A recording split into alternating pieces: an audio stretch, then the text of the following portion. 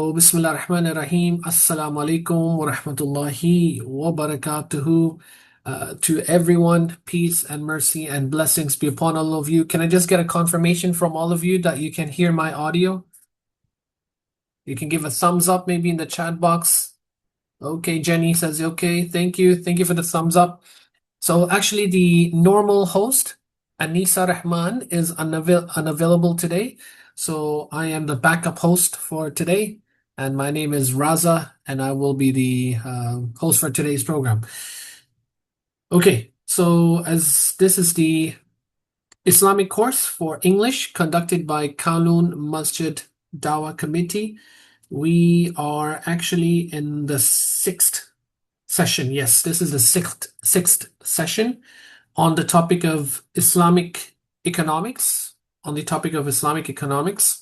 And just a friendly reminder to the participants that a certificate will be awarded to participants who have 70% attendance or more. 70% attendance or more.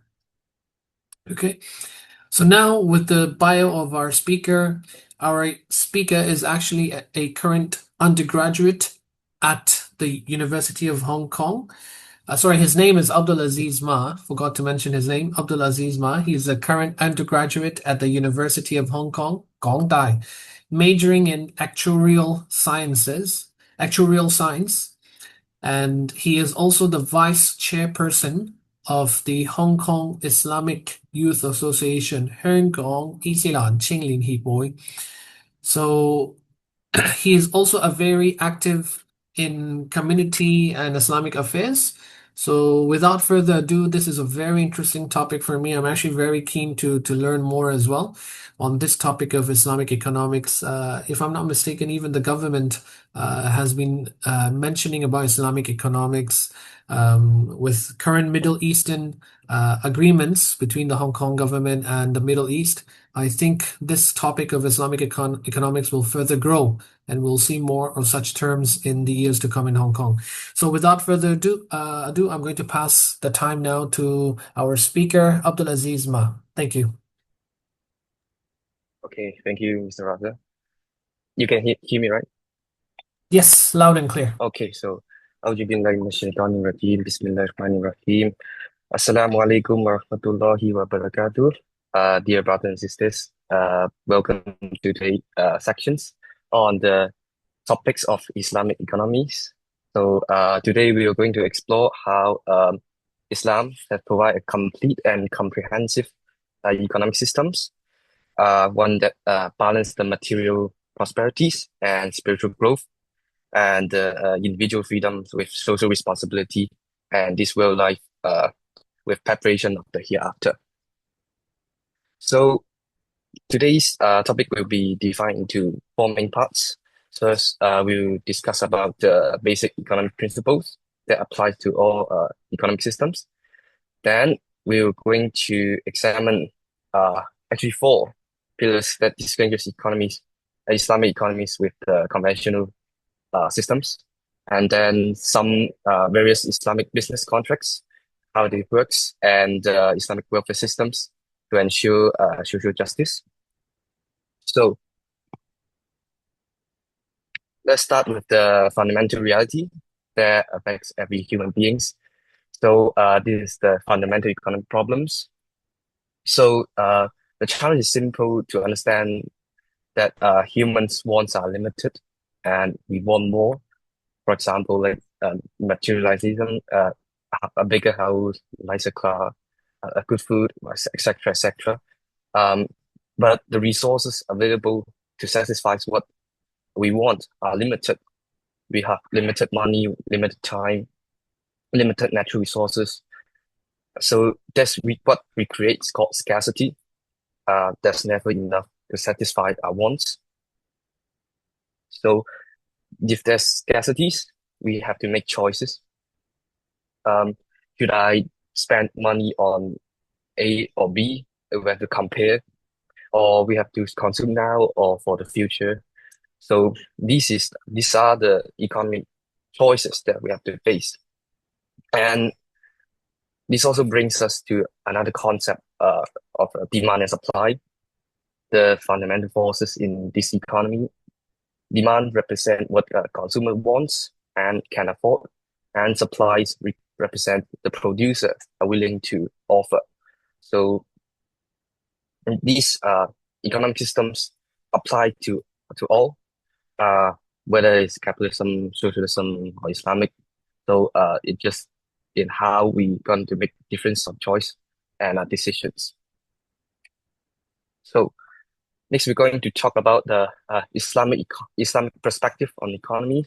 So in Islam, we begin with the fundamental belief that everything, um, and all wealth belongs to Allah. So in Surah uh, Al-Nur, verses 96. Oh, sorry. Yeah.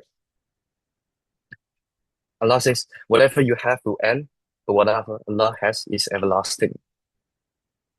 So it's just not a mm, we our if all wealth belongs to Allah, then we are what we are. We are the Khalifa.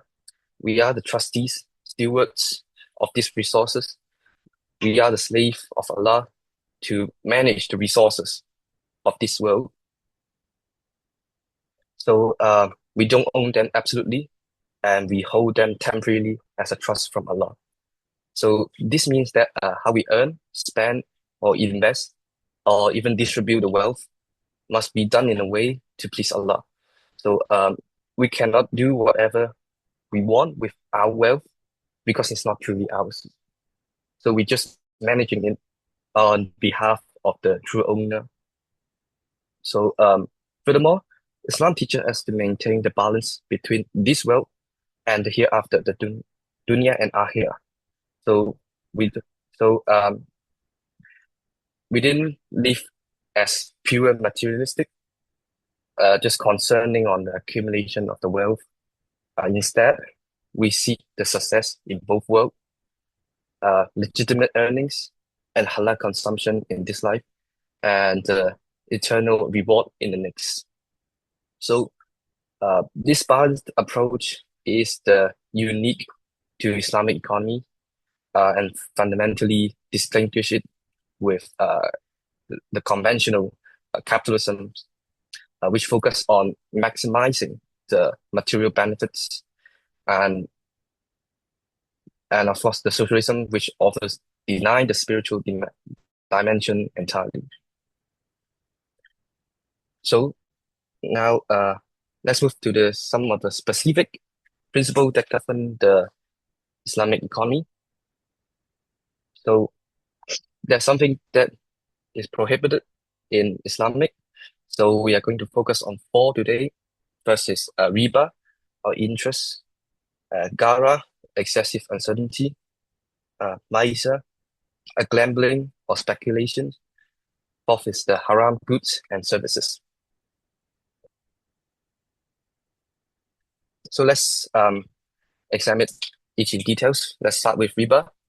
So riba literally means an increase or growth in Arabic, but technically in Islamic law, it refers to the specific type of increase, an increase in a loan or exchange transactions that occurs to one parties without giving an equivalent counter value to another parties.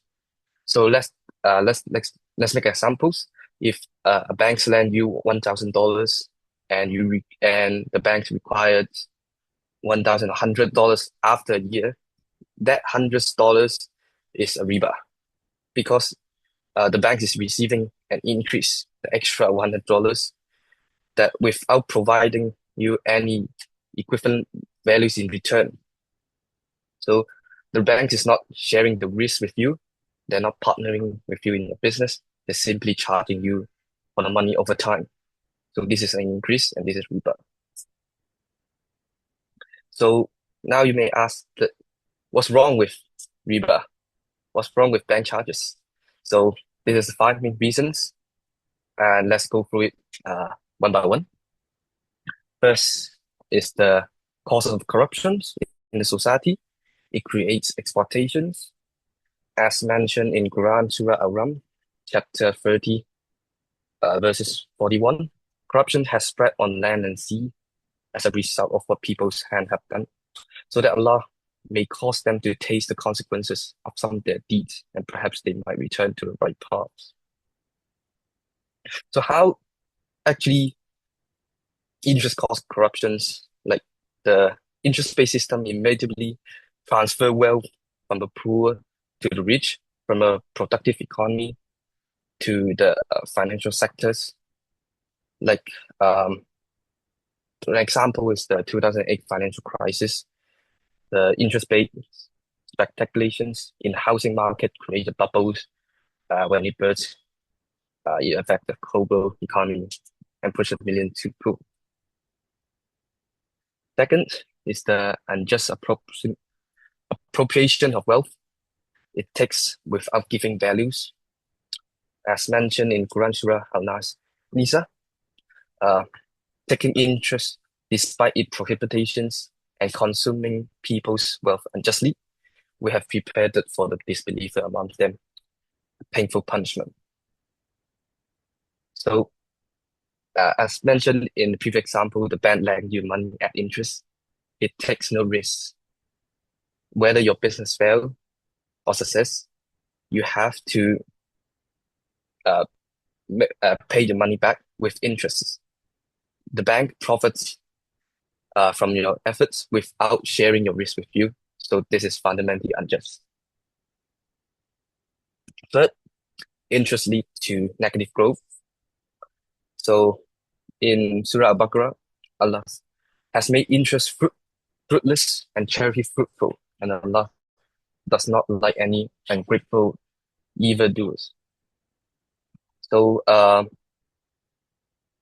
despite appearing to create wealth, interest-based system ultimately destroy it through the cycle of bomb and bust, through debt crisis, through the misallocation of resources, through speculations, rather than productive investment. Fourth, riba demeans human dignity and create a so-called master-slave relationship. Also in Surah Al-Baqarah, those who consume interest will stand on Judgment Day like those driven to madness by Satan touch. This is because they say trade is no different than interest, but Allah has permitted trading and forbidden interest.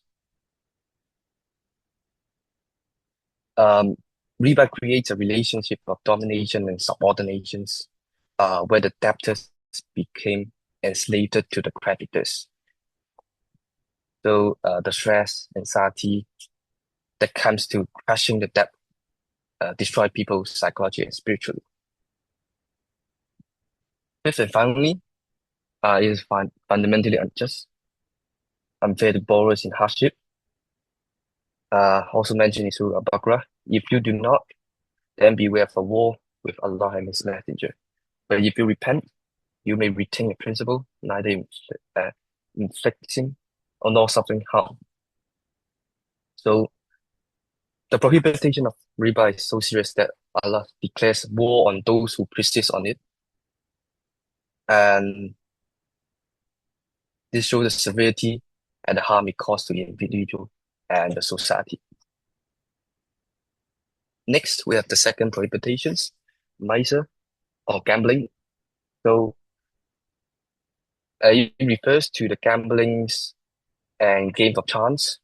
So the definition is betting and stacking value with the hope of gains based on chance or accident rather than effort of productive activities. So the characteristics are one parties win everything and other parties lose everything, which is a zero-sum game. And no productive activity involved. Outcome based on luck, no skills or effort.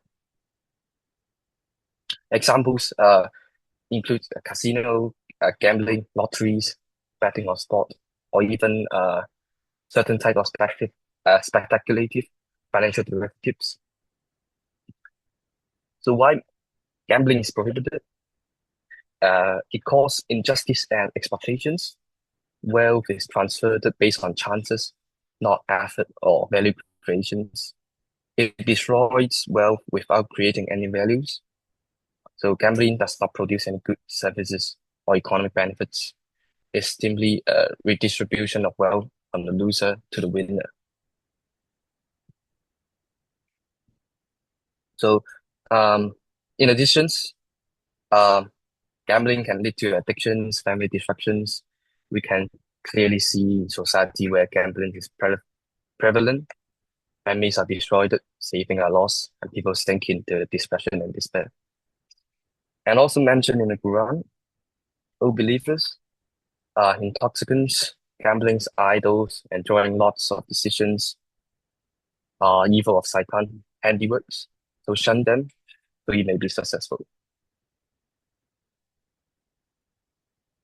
Next, we have Gara, uncertainties, deceptions, or lack of uh, clarity in contracts.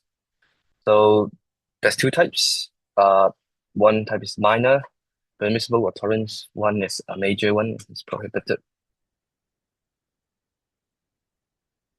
So some of the examples is selling fish that's still in the water.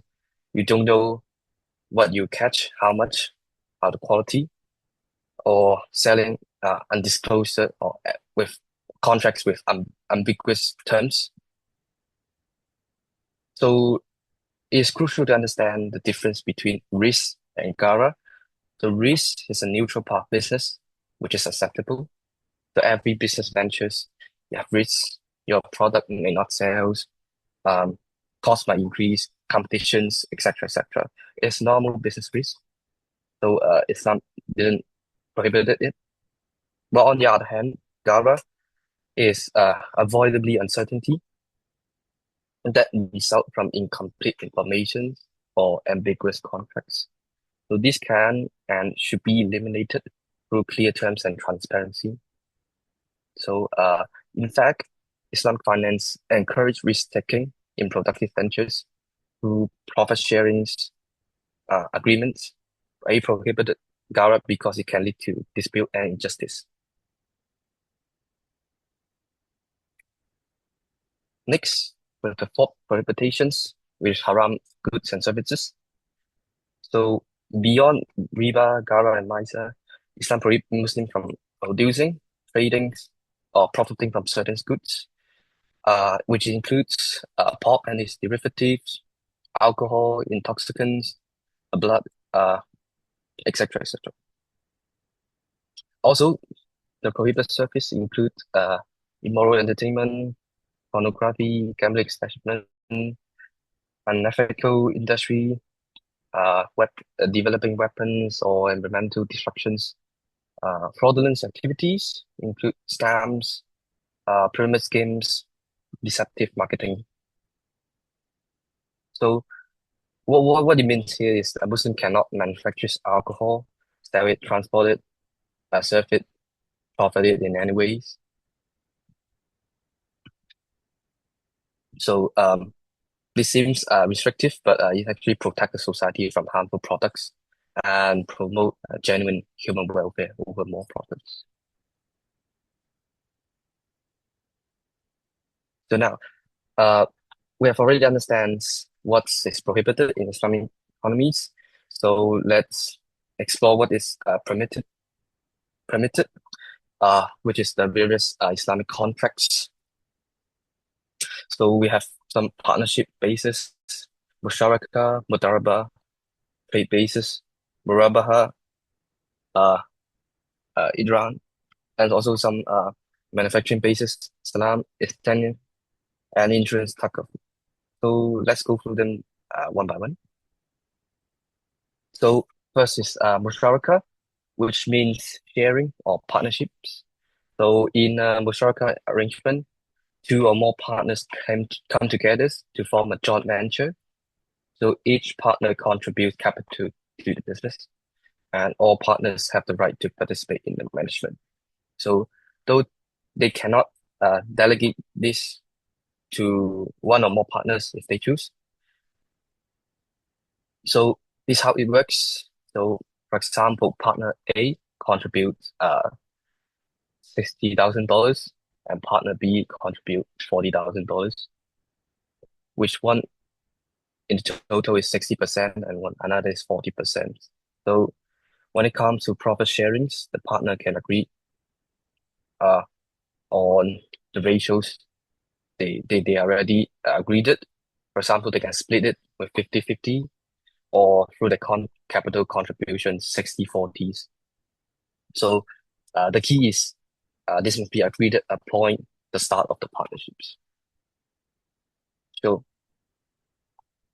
however, for the loss sharing, this must be distributed according to the capital contribution. Partner A will bear 60% of the loss and partner B will bear 40% of the loss. Both partners have the right to participate in the management decisions, and Musharaka is considered to be the purest form of Islamic finance because it truly embodies the principle of shared risk and reward. Neither partners can guarantee themselves from a fixed returns.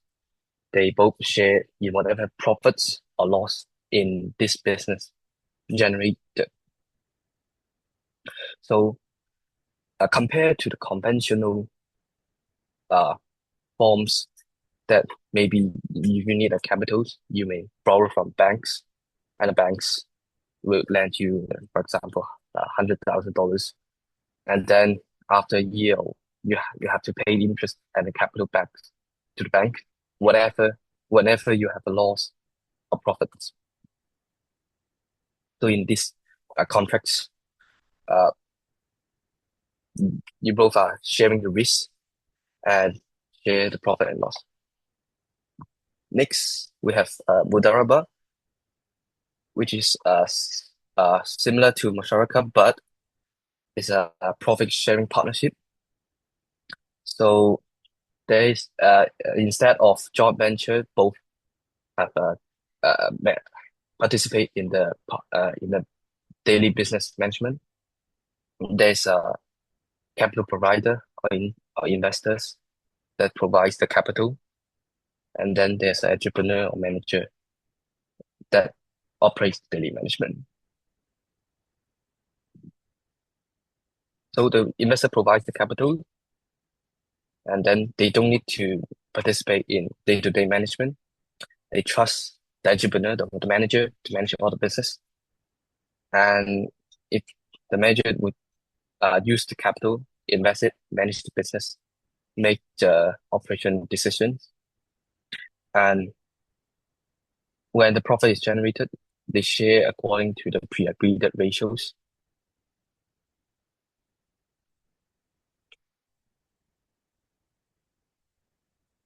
So there's a critical difference from Musharaka. So if there's a loss, the investors will bear the entire financial loss. So they will lose the capital, and the manager would not need to pay from their own pockets. But this is actually um, you may think that this kind of uh, principle is not fair, but actually they do share in different ways. Uh, the investors will the managers will lose the time, effort, and expected incomes. They worked hard but not earned anything. There's a loss, and the investors will have to bear losses in terms of capital.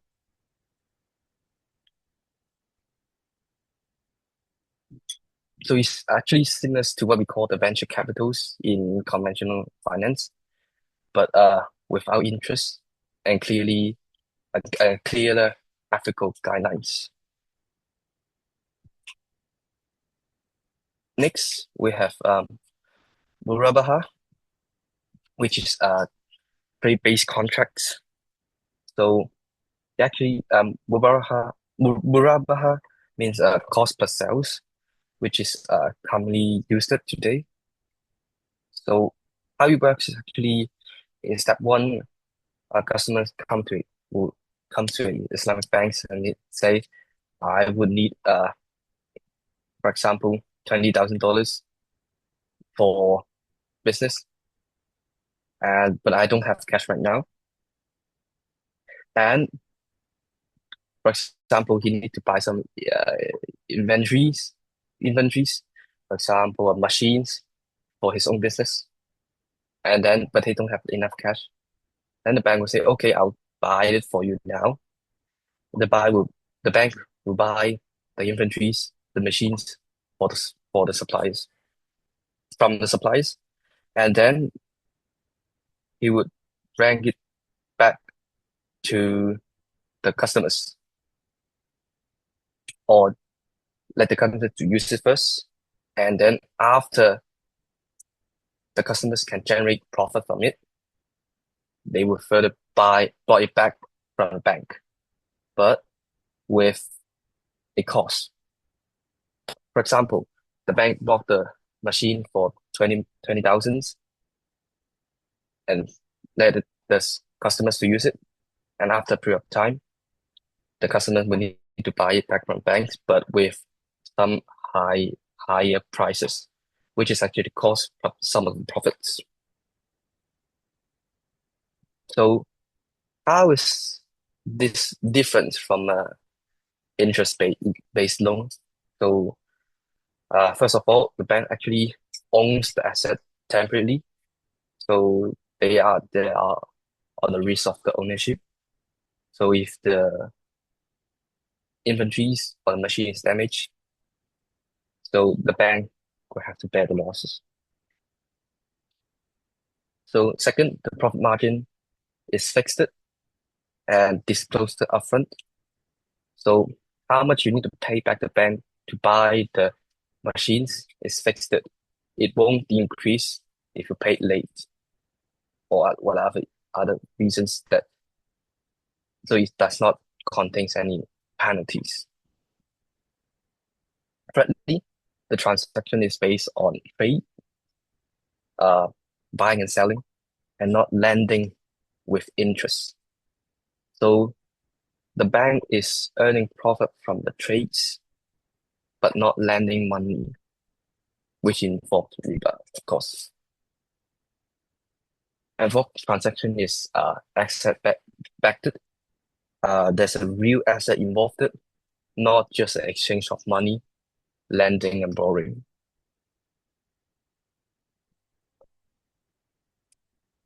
So next we have ijara. So how it works is the banks purchase asset, which is actually similar to uh, Baharaba, but this is liaising. So the banks would purchase access for the factories, for examples, and then the bank will own the equipment. But and then the bank will will lease the equipment to the business, and the business will have to pay rent for certain money per month. So the paying is not use the paying uh is for the use of equipment and not borrowing money. But the banks remain the owner of the equipment throughout the lease period. This means the bank is responsible for any major repairs or defects of the equipment itself. And then, end of the lease period, there are several options. They can either return the equipment to the bank, or the business will purchase the equipment at the remaining value, or either the lease is renewed. So the bank would owns a real asset and provide a real service, the use of that asset, and the rent is the payment of the service, not the interest of the loan. And the banks will bear the ownership risk and equipment. Yeah, and if the equipment is defective, the banks will have to bear the responsibility to fix it, not the customers.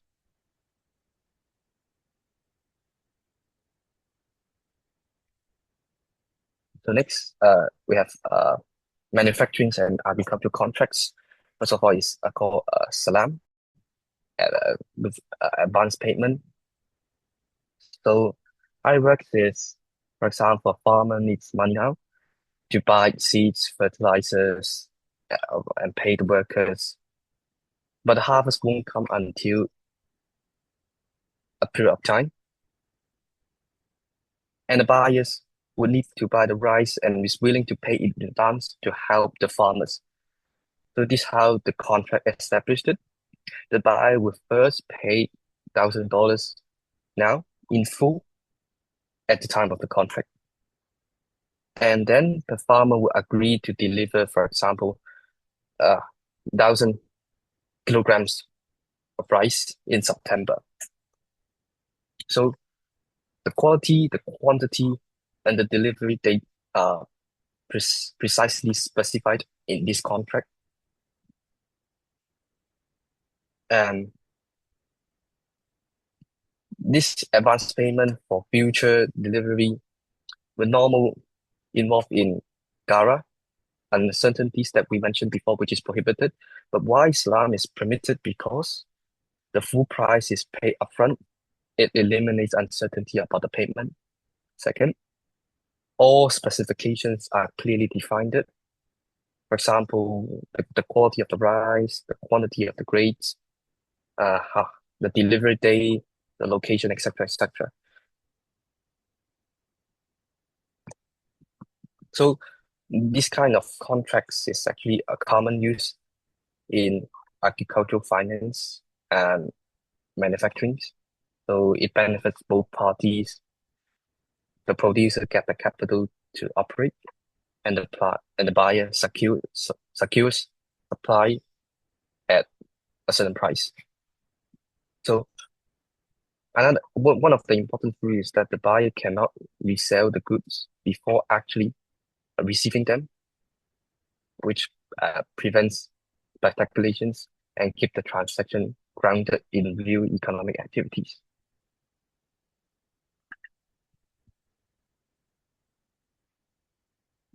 Next is tenants, similar to salam, but another uh, differences is also a manufacturing or construction contracts. For example, consumer want to build a house according to specific agricultural plans and specifications. They would approach a builder and make a contract.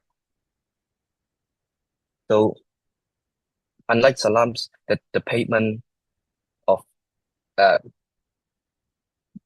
payment in this contract can be paid entirely upfront or in installments during the constructions, or can be paid entirely upon completions or combinations on the agreed upon. So upon the completions, the house is then delivered to the customers. And then this contract is particularly useful because for construction projects, houses, buildings, infrastructures, we involve more capitals and manufacturing of custom items, for example, ships, aircraft, machineries. So the unique features is the builders can subcontract the work to another contractors. For example, a bank may sign a contract with the customers to deliver a building and then sign a parallel contract with the contractors company to actually build it. So some of the difference between salams is uh, this contract allows flexible payment, and the delivery date can be more flexible. But both contracts show the sophistications of the Islamic commercial laws. They address real business needs while maintaining the ethical principles.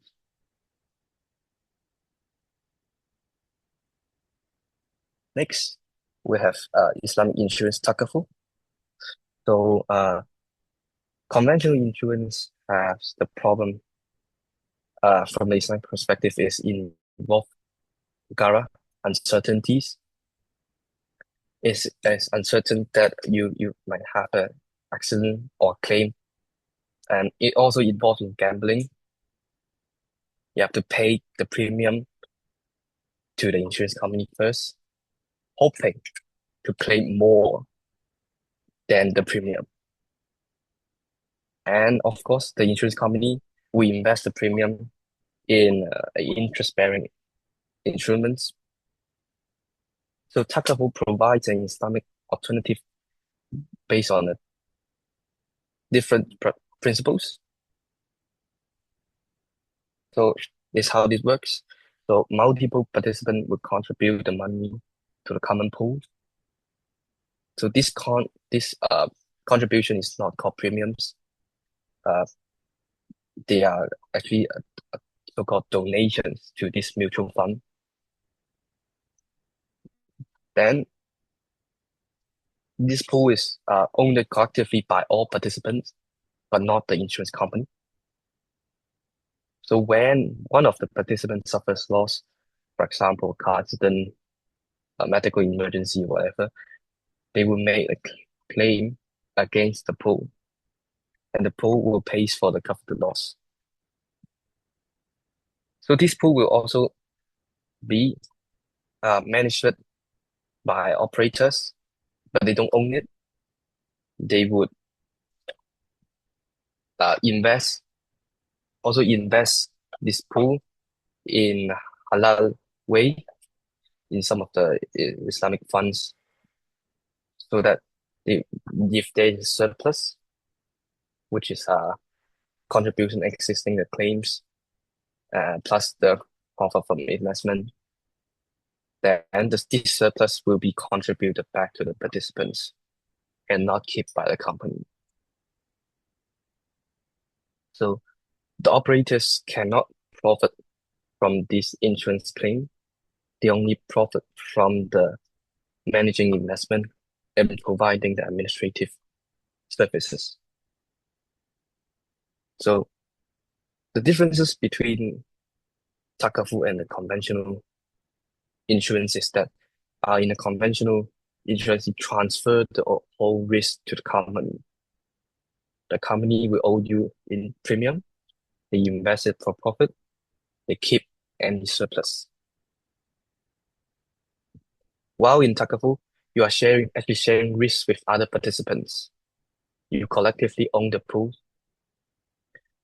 Investment Sharia compliance, which is compliant to Islamic law, and the surplus is returned to you. Also, in conventional, the company profits from your loss. The less that they pay in claims, the more they profit. But while in Takafu, the operators have no financial interest in denying claims. They are just managing the funds. So Takafu is actually embody the spirit of Muslim community. We help each other's in time of needs. We share resources, and we don't exploit each other's vulnerabilities.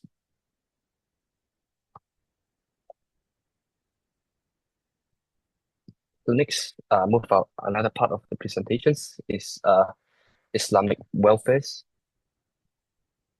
So one of the unique features of Islamic economies is the built-in redistribution mechanism. Islam does not allow wealth creation, it mandates wealth distributions. So the goals are to fulfill the basic needs of the members of a society. No one should go hungry, homeless, or even without essential medical care in Muslim society. It reduces the extreme inequalities. While some inequalities is natural, and the extreme inequalities is harmful and unjust. Third, it prevents wealth concentration. Islam explicitly warns against wealth circulating only among the rich.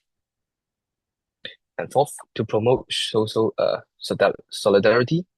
When the rich help the poor, it creates bonds of gratitude, compassion, and the communities.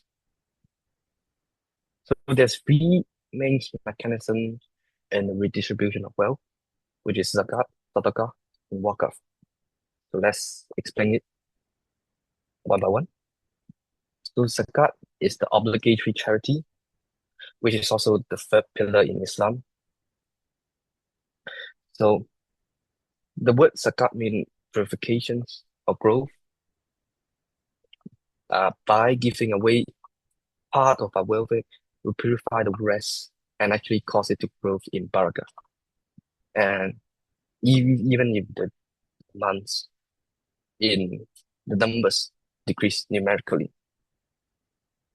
So zakat is a 2.5% annual tax on wealth, not only on income, but also on the accumulated wealth that has been processed for one full lunar year.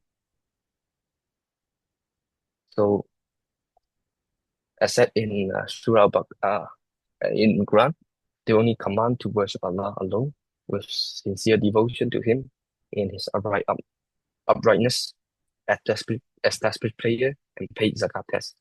This is the upright way.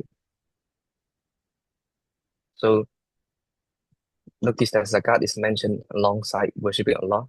Established prayer it's not optional, not just recommended. It's the obligation as fundamental as prayer itself. So who must pay zakat?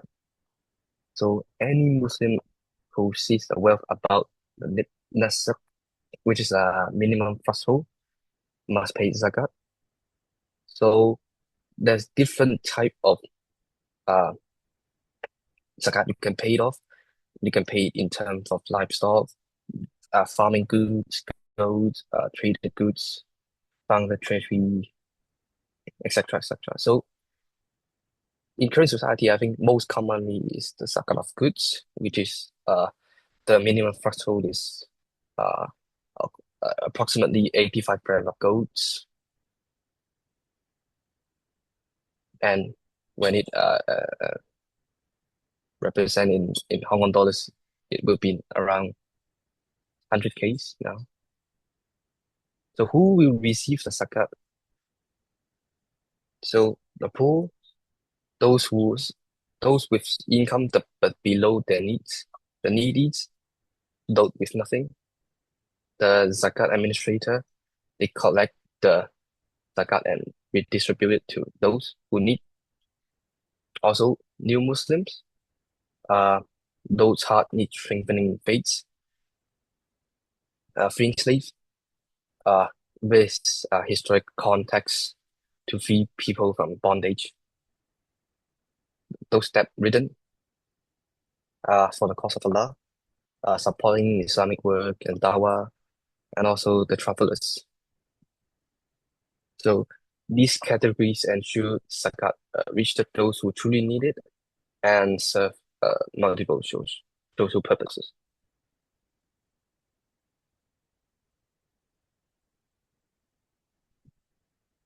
Oh, so let's talk about sadaqah. Sadaqah is apart from zakat, is a voluntary charity. Any good deeds done for the sake of Allah. So it can be financial, non-financial. There's no minimum or maximum amount. As unlike zakat, they have specific rules, rates, recipients. Zakat is completely flexible.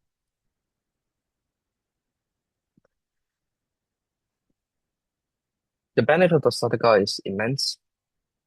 So it provides wealth and soul from attachment to material things. It brings barakah into your wealth and life. It also strengthens the community bonds. Uh, when you help your neighbors, your family members, your relative, you create the ties of love and gratitude. And more importantly, the reward in hereafter.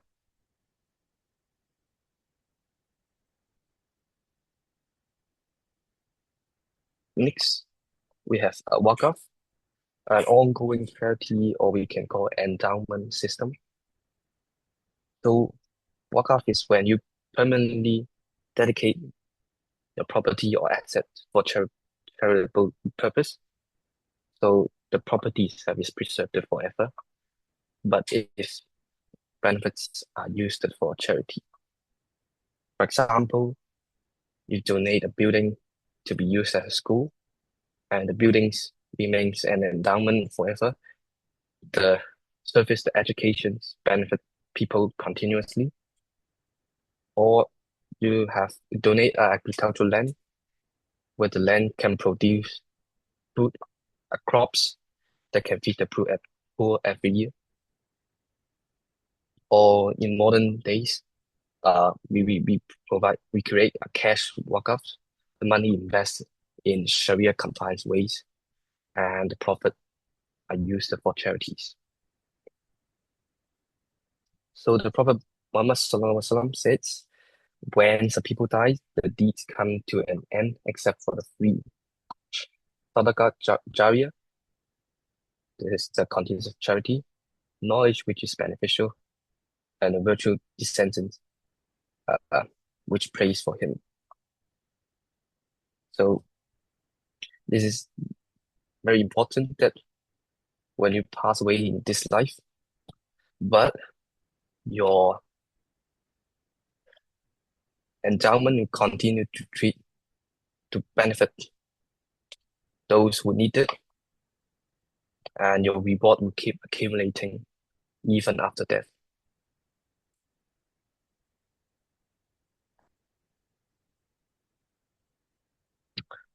So here are just the comparison between Islamic economy, capitalism, and socialism. So looking at ownership, capitalism says everything should be privately owned. Socialism, the state own anything, and in Islam, with a mixed ownership, some are private, some are public, but ultimately it all belongs to Allah. For the motivations, capitalism it pursues self-interest and profit maximizations. Socialism would say serve the state and collective. Islam say yes, you can make profit, but also the brotherhood, corporations, and accountability to Allah. So for distributions, capitalism rely entirely on market focus forces, which concentrate the wealth. Socialism relies on the central planning, which often create inefficiency. And Islam use market forces but correct the failures through zakat, ethical guidelines, and the social responsibilities. For interest, of course, in Islam is prohibited. For capitalism, of course, permitted. In socialism, it varies, can be or not. And capitalism, of course, is materialistic. Money is the only measures for success. For Islam, we seek both success in this world and hereafter.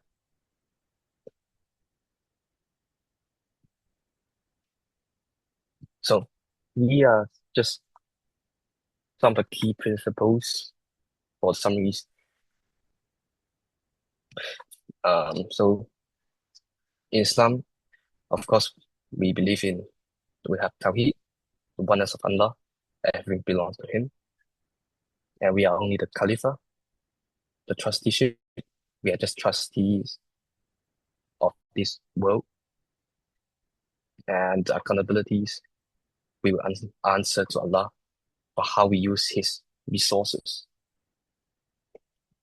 Operationally, it is guided by justice and excellent or excellent in this dealing, cooperations and solidarity in the society, moderations, neither exaggerate or misread. Prohibitions, we just mentioned, no riba, interest, gara, excessive uncertainties, uh, miser, gamblings, and also no involvement in haram goods and service.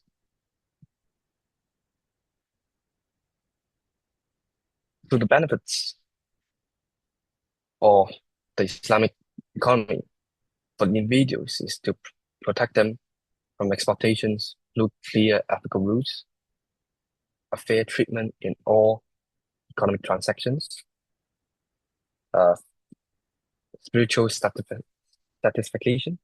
Your business activities can be worshipped, and balance between this world and the hereafter, the eternal success.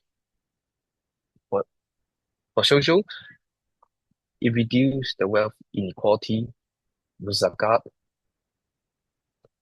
and sadaqah, and the economic stability. There's no interest based, so there will be no interest based bubbles and crashes of financial crisis. And there will be a strong safety social net, which is built by zakat, wakaf, and those family support. The ethical business practice would become the norm and not the exceptions.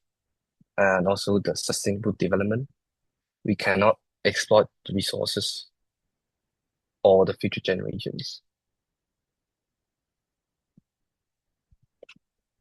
which is also for the environment. We are just trustees, not the owners, so we cannot exploit the environment. Also, we have to consider for the future generations and limits on consumptions and waste.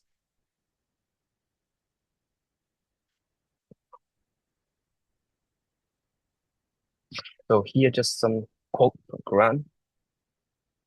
So all believers do not consume one another's wealth unjustly, uh, and give full measures and waste injustice. Allah has permitted trades and forbidden interest. Wealth and the children are the adornment of this worldly life, but the everlasting good deeds are better with your Lord in rewards. So it captures the essence of the Islamic economies. Yes, the wealth is good, it's a blessing from Allah, but it's not our ultimate goals. The ultimate goal is the eternal success through the good deeds, including how we earn, spend, and distribute the wealth.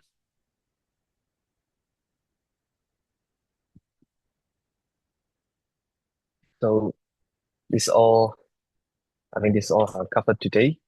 So we start from the basic economic principles and how the Islam unique perspective on the fourth major prohibition, riba, gara, maisa, and haram goods and services. Then we have covered some of the Islamic business contracts, how it differs from the conventional one. And we learned the Islamic welfare system through zakat, sadaqah, wakaf. So may Allah guide us to the implement of His guidance in every aspect of our lives. Ameen. Ameen.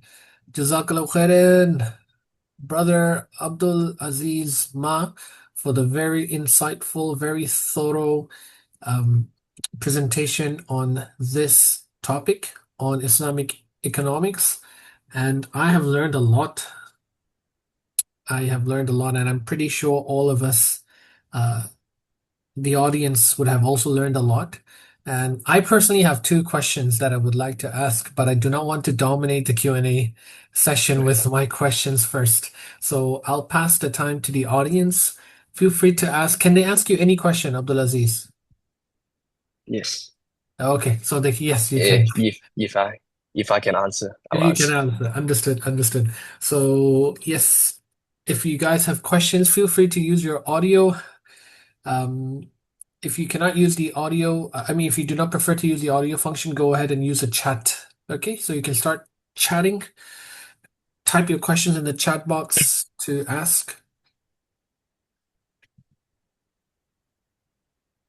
And as Brother Abdul Aziz Ma has mentioned, he has mentioned on different types of Islamic economics, um, the comparison between zakat and sadaqah, which is often confusing for some people. mm, And for me, I really liked one of my favorite slides was the slide where there was a comparison. It was a table and comparing the capitalist mode, the socialist mode. Yes, yes, yes, this one, and Islamic economics. And maybe Abdul Aziz, maybe I can I start one question at least? I have two, right? yeah, So sure, I sure. start one. So I really like this table because it mentions the different aspects, and yeah, it just made me realize, wow, Islam is like very moderate. It takes the middle approach. Mm, So you can have private ownership and public ownership. Now, I just want to make sure my understanding is correct, my interpretation is correct. The public ownership would be considered as waqf. Is it waqf or is it something that maybe the government can own? It could be a state-owned enterprise. I think the definitions here is yes, it could like you can donate one a part of your capital, your assets to make it a public one. I think Hmm, the definition of zakat, the wakaf will apply here. got it. Got it. Yeah. So my interpretation is correct in that Mm, sense. Interesting. And I like how you also mentioned about ethics. You spoke mm, about how zakat is applied to eight groups of people. yes. Eight groups of people, right? The poor, the needy, the zakat administrators, the new Muslims, freeing slaves, the debt-ridden for the cause of Allah, and the travelers as well. Yep. And it's very interesting to see the nisab level as well. So the amount of it doesn't Mm, mean that just because you have gold, you have to start giving the yes. obligatory charity, but it depends on the amount of gold you have, the weight of the gold that you have, in which it's decided how much you have to give. Yeah. Mhm. Any questions from the audience? Feel free to ask any question. If you want further clarification on the terms like zakat, waqf, sadaqah, and the other terms that Abdul Aziz Ma has mentioned earlier in the earlier slides, feel free to do so. You can ask in the chat box. Let me just double check the chat box. Currently, nope, there is no question. Maybe let me Yeah. Hi, clarify. sorry. Hey. Sorry. Yeah, please. Sorry to cut you off. I just have a question. I know it wasn't mentioned in the slides, but I have a question in relation to pensions. So, for example, let's say we were to like join a company and we are invited to join their pension scheme, yeah, but their options that they provide are not like Sharia compliant. So, what's your take on us going about that? Hmm. That's a Mm. good question. Good questions. Um, I would say is inevitably that we're living in this society. We are not living in an Islamic society that we are living in a capitalism society that we have to follow the rules. Um, I would say they are uh these are controversial, but we still have to follow the rule of the government as long as we are living here. So just just to say, I'm not a Sharia scholars on this part, so maybe I cannot answer directly that is halal or haram for the pension funds. Yeah, I'll just share my personal experience, Mm, Sister Selena Wong, as a Muslim for my pension fund. But now I have a different type of pension fund, which is totally government from the government side. mm, So for me, in the past, when I was on a contract base, I put my fund in the most conservative one, known as the MPF Conservative Fund, because I reckon 70% or 80% of the portfolio was totally cash based. So they will retain the cash. The other 20-30% was, I can't recall, maybe investment in different parts, different companies, and I'm not too sure, bonds or what are the other relevant terms. So I just felt personally for me, I just wanted to take a safer risk. So I just went with the MPF Conservative Fund. So as the name sounds, conservative is very conservative. So my portfolio didn't really change much. I just increased so little. Yeah, probably inflation was more. Yeah. So yeah. So this is what I have done, and I think for other Muslims, as Brother Abdul Aziz Ma has rightly pointed out, because we live in a capitalist society, it's a non-Muslim society. So, uh, given that this is a system that's being run in Hong Kong and this is legally required, so there's not much that we could do when it comes to pension fund other than to choose the fund, perhaps, which is um, not involving too much interest, or the fund that is not investing in companies which are um, Islamically prohibited. Yeah. Okay, perfect. Thank you so much. Appreciate that. Thanks. Welcome. Welcome. Assalamu alaikum. I actually have a question. Um, Yes, yes, sir. so I I'm working now and I'm at that point where I have to pay quite a lot of taxes each year. And I do charity. So I got the receipt, but sometimes I do feel like because in Hong Kong if you pay charity, you can get the receipt and you can deduct on your taxes. Yes. But I Mhm. do feel like I'm benefiting on that charity to do something else. So is that allowed in Islam or is that inappropriate? Very good question. But Brother Abdul Aziz, maybe you answer first, and then I'll give my Mm. my personal experience. Um, I think there's also quite a lot of Muslim organizations in Hong Kong. You can donate it, you can put your charity through them. For example, for Islamic Youth Associations, we do collaborate with Muslim Aid Australia. Uh, we are currently doing an orphan aid appeal, which is zakat applicable. You can do sadaqah as well. And we are a government uh, recognized charity that we can issue receipt, which is deductible as well. So I think you may find for you may donate your taxes or charity to those Muslim organizations. Okay, thank you. Yeah. So it's allowed, I assume. Yeah, it is. It's allowed. And as Abdul Aziz Yes. Ma has mentioned that these are government, these are charitable organizations recognized by the IRD, Inland Revenue Department. Tax deductible receipts are allowed. I actually did research on this. I've asked a scholar as well, and they say it's totally fine because the amount of money, like when the government collects the money, taxpayers' money, the government is going to allocate the budget. Okay, this amount of money will go on charity, on social service, on social welfare. So what happens is part of that money goes to helping the needy, helping the poor. So when the government of Hong Kong is allowing you to utilize tax deductible receipts, so charity, as part of reducing your taxable amount, this does not reduce in any way your reward with Allah subhanahu wa ta'ala. This is totally allowed. It doesn't reduce our reward in any way.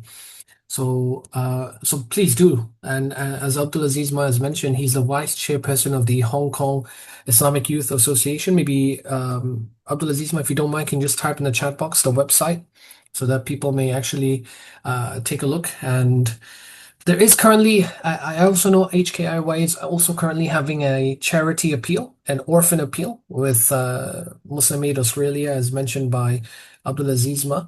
So this is totally fine. So if you give $10,000, you get the $10,000 tax deductible receipt. You can actually claim it within that specified year, the financial year. Totally fine. No problem at all. It's not a sin. It's not a sin as Muslims. Because I just started to pay these taxes. Well, as your ex with your experience, so let's say if I did 500 Hong Kong dollar charity, and Hmm. then I get that receipt. Would that mean the amount of taxes that I have to pay and then minus 500? No, no, no. The Is it? overall sum, the overall Okay. sum, they have a calculation procedure. Uh-huh. Um, so the 500 would be minus, not at the final amount. It's maybe Abdul Aziz would know more. They have this calculation. Jima, the first bracket 2%, second bracket maybe I forgot 5% or Mm, 10%. Maybe Abdul Aziz Ma can share more. actually, there's what called tax deductible. You have your income minus any tax deductible, uh, including person, I think now is 132,000 Hong Kong dollars, and then minus any charity donations. Then you have a tax that will be charged, and then through that amount, you're gonna be in different slot. For example, I couldn't remember the first slot, maybe 2%, and then first $100 will be 2%. The second to $20,000 will be 5%, for example, like that, Oh. which would be done by the tax calculators by the Inland Revenue Department. So I think there's a website for that. Okay, thank you so much for your explanation. Yeah, Yeah, sister, thank you no so much. I'm worries. actually looking at my tax paper right now. So I just got the tax a few days back, and yeah, you know what? It's a huge amount. Yeah. So exactly, yeah, it's deducted. So the income, financial income, and then minus your retirement scheme contributions and charitable deductions, and if you Yeah, have any other charitable donations, and if you have any other deductions. So it's deducted from the income, and then the overall net income, they will also see if you have any other allowances, like so if you're a married person, if you have a child, then they will further deduct, and then it will be taxed. So the first 50,000 of your net chargeable income, 50,000. First 50,000 will be at 2%. The next bracket will be 50,000 at 6%. The next bracket, 50,000 will be at 10%. And then finally, after four brackets, the fifth bracket will be 17%. So long story short, this is salaries tax. We're talking about salaries tax. Profit tax would have their own calculation. mhm, Yeah, so this is a yeah, salary tax that we're yes, talking about. yes. But still, at the end of the day, $500 deduction from the net chargeable income is still a good thing. It's never a bad thing. So, yeah. And this is legitimate way to reduce your tax. The government allows this. This is nothing illegal. Yeah. I do want to mention one thing though. Um, this is a question I used to have, and it has been answered by a scholar. Is as Sister Selena Wong asked about a pension, right? So once I had a question, I asked a scholar. I was like, "What about the pension that the government is contributing partly? I am also contributing for my work, so I have to pay 5% every month, right? So do I have to give zakat on that every year?" Am I supposed to as a Muslim? So the answer to that is no need, because that's the amount of money that you do not possess. You do not hold possession of that. Yes, once I retire, if I get that amount per month or if I get that amount in a lump sum, then I will need to give zakat on that. So I just want to clarify for those of you whose 5% is gone, that is not part of you don't count that as zakat at all. Am I right, Brother Abdul Aziz Ma? Yes, I think. Yeah.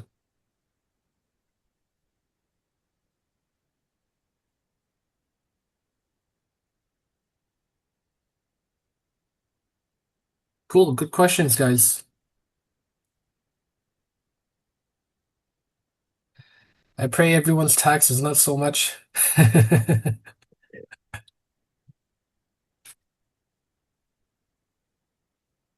Abdul Aziz Ma, maybe I have another question to ask you. Yep. Yeah, the second question I wanted to ask you was with regards to your own personal opinion as to which stage of Islamic economics are we in currently in Hong Kong, where you mentioned about many different, like partnership models. Mm. So where would you personally think we are? Are we still like haven't even started yet? It's just been talk at the moment, or has there been practical steps in Hong Kong? And if you have some insights to this, please do share. Um, Regarding the status of development of Islamic finance in Hong Kong, I think it's still on paper works.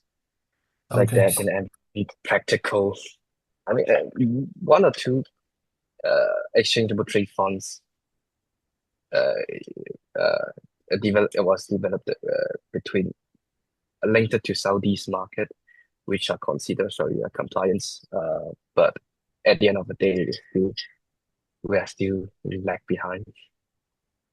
Although the government is uh, really uh, promoting, willing to promote Islam finance in Hong Kong, but still,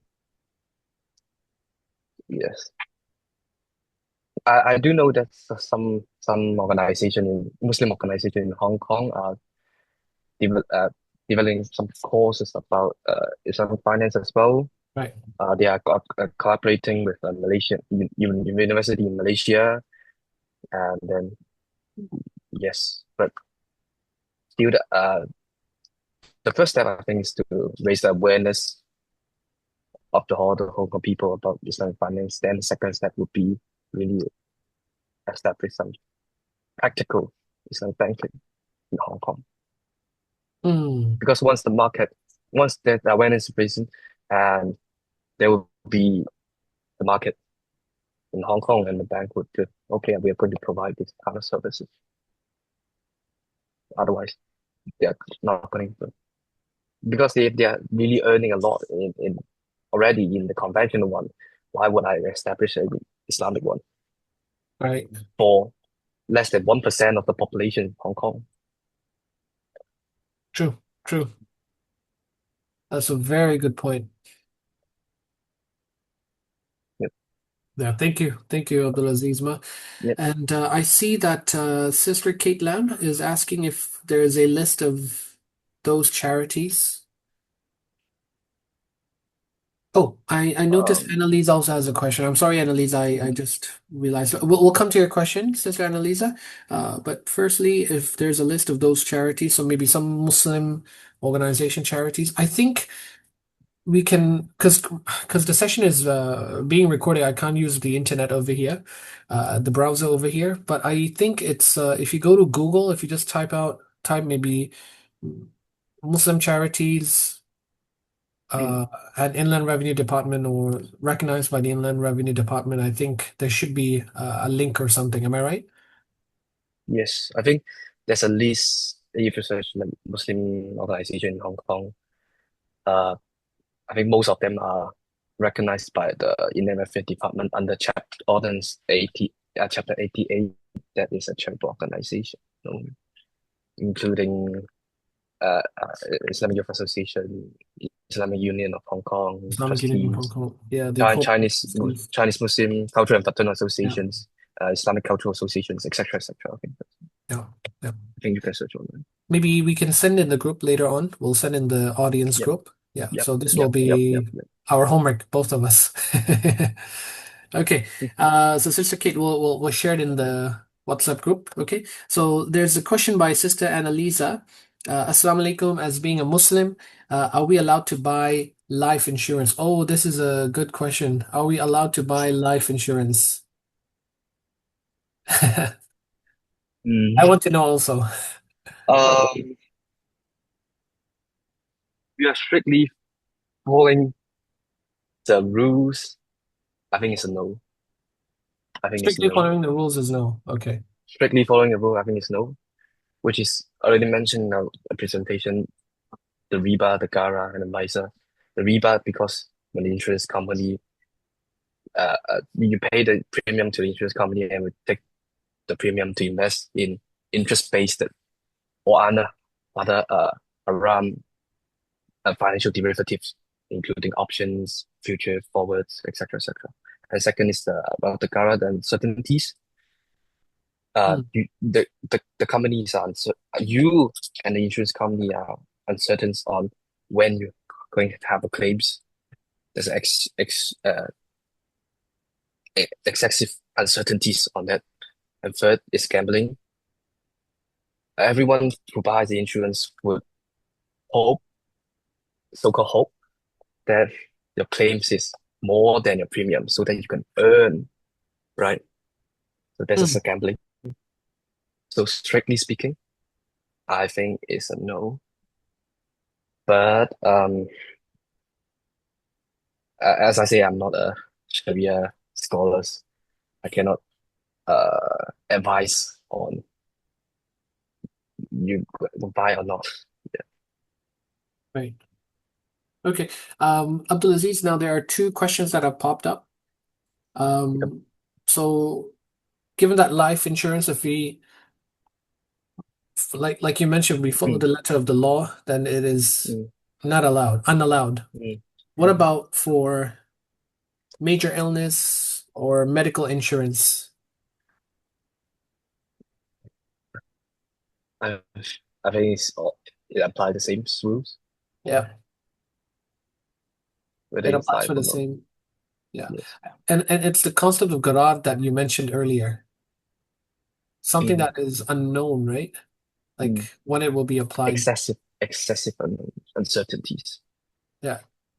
Okay. So medical insurance is also considered as a no, correct? Yes. Yep. And another, sorry, Sister Annalisa has a question is how about travel insurance? Good questions. Good questions. Uh, Still, I think same rules applies. The concept of all insurance, no matter it's a vehicle insurance, life insurance, medical insurance, travel insurance. Yeah, So it applies to all types of insurance, the I ruling. think there's no yes. I think the concept of insurance are the same, but they Mm, are just covering different type automobiles, travels, critical health, life, etc., etc. right, right. Okay. So no to travel insurance, no to medical insurance, no to life insurance. Okay. Um, how about we invest in stock market? Is investing in stock market allowed? Yeah. So Sister Kate has this question. I think yeah, I think it's allowed it, but it depends on the company. Mm, If the company is doing halal business, then it's okay to invest their stocks. But for example, the company is operate casinos or is operating doing alcohol business or it develop weapons for wars, for example, that would be haram to invest in their stocks.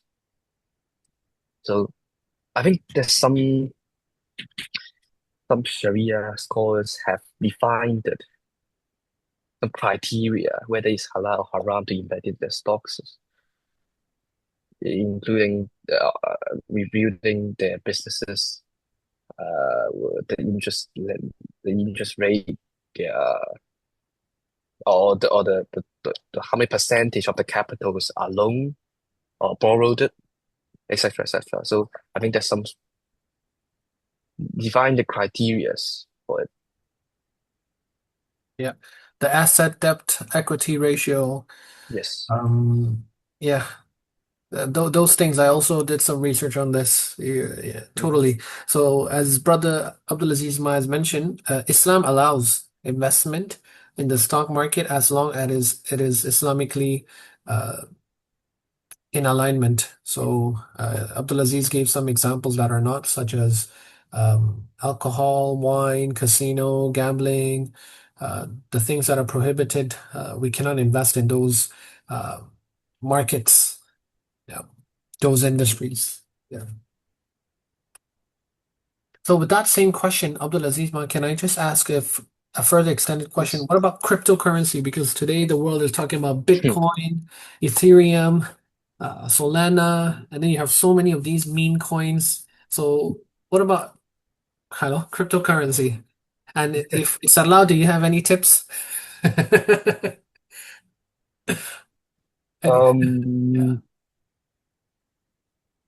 I mean, crypto is a new things for the past decades.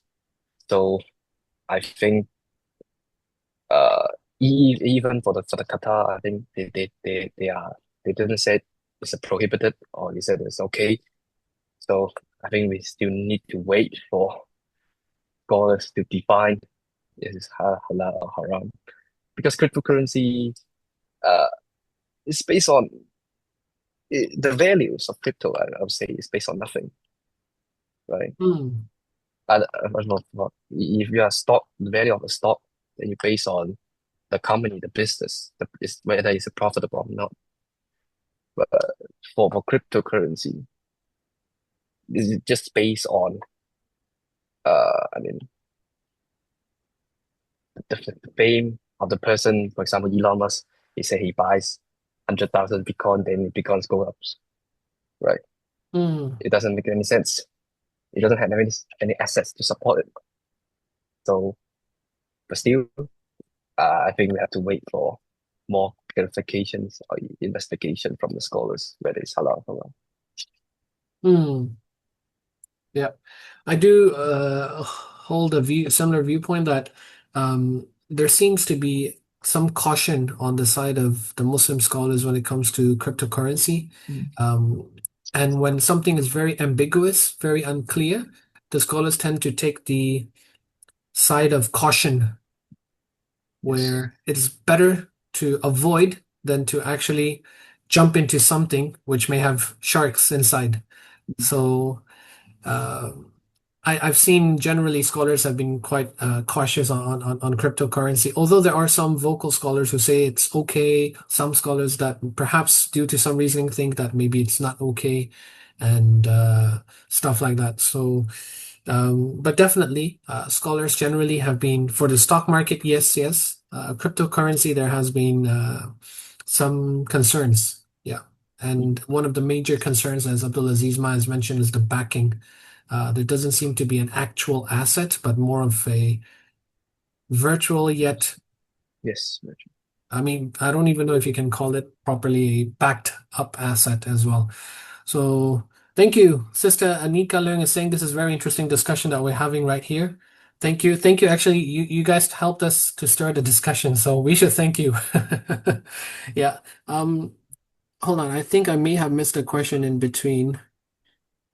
Oh, Sister Annalisa was asking. I think Sister Annalisa is very curious about insurance, so she wants to know, what about car insurance? Is there any exception, car insurance, or I think it falls under the same ruling, right?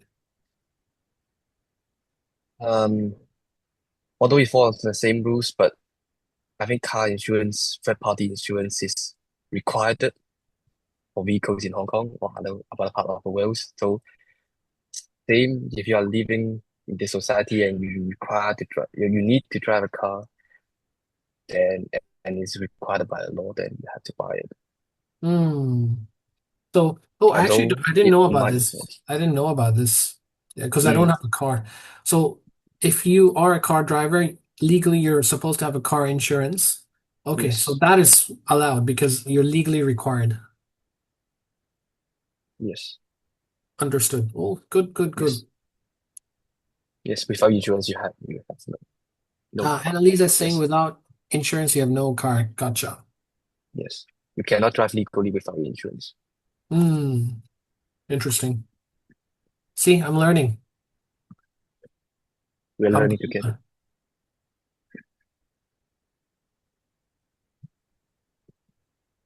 Any other questions?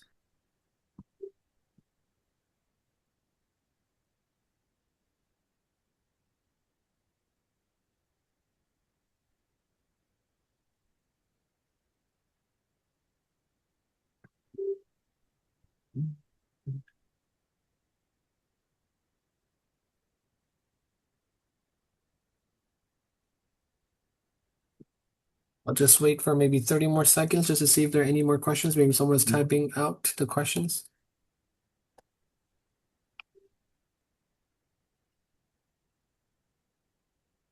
If someone is typing out, I just want to share something. Sorry if you can hear some sound on my computer. Sorry. Um, in the perhaps the in US and UK, Islamic economics or Islamic finance is actually pretty well established. Am I right, Abdul Aziz Ma? Yep. Yeah. So companies like Wahid Invest, um, and some other companies. I mean, I haven't invested in any of those, but I mean, I know that there is some sort of Islamic banking, Islamic ownership of properties together with the landlord, with the with us, with individuals who are interested to purchase. Because I mean, in Hong Kong, property prices are so expensive. So instead of getting a loan from a bank, mortgage, and then paying the interest on top of that, which may be $2, $3 million extra, if you purchase a 6 million flat, by the time you pay out all the money in addition to the interest, you've paid a total of, let's say, $10 million. So in US and UK, what some Muslim um, Islamic finance companies would do is perhaps do a partnership model, yeah, with you, where they help you to purchase the flat, but they sell it to you, let's say, a $6 million flat, they sell it to you at 8 million. Obviously, they need to make money as well, but it's still cheaper than going for mortgage. But that 8 million you can buy back. So every month you keep paying the rent how you would normally pay rent, and you can get the share. So maybe each month you give that 0.5%, and by the time it's 12 months, it's already 6% of the property share that you are holding. So you buy back in terms of shares. So that is something that is done in the US and the UK. I do hope that in the future in Hong Kong we could have such system so that it helps the Muslims who want to purchase property, but at the same time they do not want to fall into uh, interest, which is haram, as you mentioned in your presentation. It's a war against Allah subhanahu wa ta'ala. Yeah. Cool. I think there is no further question.